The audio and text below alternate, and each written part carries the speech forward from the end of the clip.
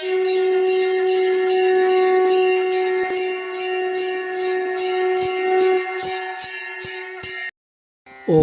ஸ்ரீ குருப்பியோ நமः. ஓம் கம் கணபதையே நமः. நம்ம ஸ்ரீநிகேதன் வலைதளம் வாயிலாக முருகப்பெருமானுடைய சஹஸ்ரநாமத்திலிருந்து தினம் ஒரு நாமாவளியை சிந்திச்சுருக்கோம். இன்றைய தினம் 814வது நாமாவளியாக ஓம் வீராய நமः. முருகப்பெருமான இந்த நாமாவளி வீரனாய் இருப்பவர்க்கு நமஸ்காரம் அப்படின்னு வர்ணிக்கிறது. இறைவன் வீரஸ்வரூபமாக இருக்கக்கூடியவர்.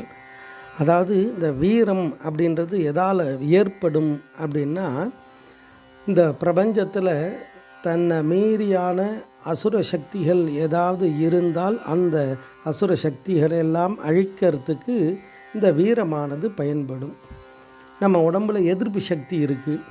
அந்த உடம்பில் தேவையில்லாத கிருமிகள் வந்ததுன்னா அந்த எதிர்ப்பு சக்தி அதிகமாக வெளிப்பட்டு அந்த கிருமியை அழித்து விடும். அப்போ உடம்பு ஆரோக்கியமாக இருக்கும்.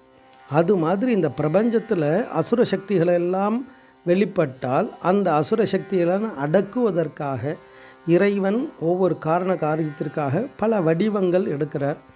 வீரபத்ர சுவாமியாகவே வந்தார். அது மாதிரி குமார பரமேஸ்வரனாக வந்தார், சூரபத்மனை சம்ஹாரம் பண்ணுவதற்காகவே. அப்படி வீரனாக இருக்கார். அந்த வீரனுடைய இலக்கணம் லட்சியம் என்ன அப்படின்னா, தர்மத்தை ஸ்தாபனம் பண்ணுறது லட்சியம். லக்ஷணம் எது வீரனுக்கு அப்படின்னா, ஐம்புலனை அடக்கி ஆளக்கூடிய தன்மை. அதனால தான் சூரபத்மனை இன்று போய் நாளை வா அப்படின்னு சொல்கிறார். அப்போ அந்த ஐம்புலன்களையும் எந்த ஜீவன் அடக்கி ஆள்றானோ அவன்தான் வீரனாக கருதப்படுவான். புலனைந்தும் வென்றான் தன் வீரனே வீரம் அப்படின்னு சொல்கிற ஔவையார். அது மாதிரி இறைவன் எல்லா விதமான பாக்கியத்தோடு சர்வஸ்வரூபமாக விளங்கக்கூடியவர். அவரை ஏன் அந்த வீர ரூபமாக பாவிக்கிறா? இப்போ நம்ம மதுரை வீர சுவாமி அப்படின்னா சொல்லுவாள், வீரனார்னு சொல்லுவாள். அதில் எத்தனையோ விதமான புராணங்கள் ஒன்று ஒவ்வொரு விதமாக அழகாக வர்ணிக்கும். எல்லாமே தத்துவங்கள் தான். அப்போ அந்த வீரஸ்வரூபமாக அந்த இறைவன் இருக்கார் அப்படின்னா என்ன அர்த்தம்னா, அந்த இறைவனை நினைக்க நினைக்க அந்த தன்மை கிடைத்து விடும். எத் பாவம் தத் பவதி. அதுதான் நம்மளுடைய மனம் இருக்கு இல்லையா, அந்த மனம் மிகப்பெரிய பொக்கிஷம். அந்த மனம் இருக்கிறதால தான் நமக்கெல்லாம் மனிதன்னு பேர். இல்லைன்னா மற்ற ஜீவராசிகள் காலால் நடக்கிற மாதிரி நம்மளும் காலால் நடக்கிறமே கால்நடைன்னு சொல்ல மாட்டோம். அப்போ அந்த மனம்தான் எல்லாத்துக்கும் ஆதாரம்.